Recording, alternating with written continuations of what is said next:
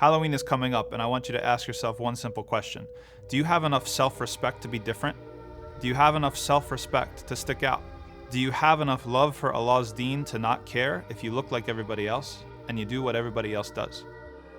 Are you comfortable with being different? Because there's a bigger problem at play if you think that you just have to let your kids celebrate Halloween just because they want to fit in, just because that's what everybody else is doing, just because they're going to have some sort of uncomfortable conversations in school if they don't do that. That entire mentality, that entire attitude that you're teaching your children is an attitude that's going to absolutely obliterate their Islam.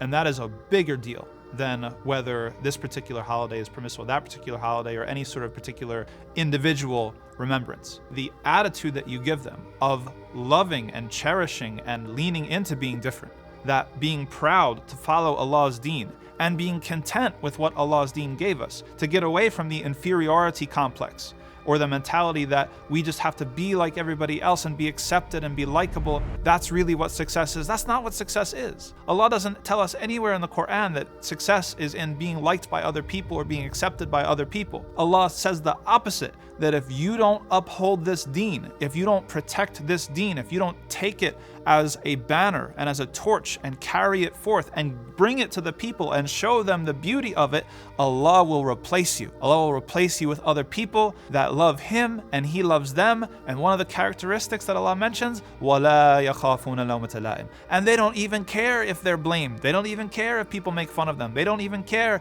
if people want to laugh and say, oh, this guy's weird, or look at all the things that he does, or who cares? Are you after the approval of the people, or are you after the approval of Allah? And that's really what it comes down to when it comes to Halloween or Valentine's Day or any of these other celebrations. It's a symptom of a much larger disease. And that larger disease is trying to find the approval of other people that don't love you anyway for your deen. Don't concern yourself with the love of the people. Concern yourself with the love of Allah.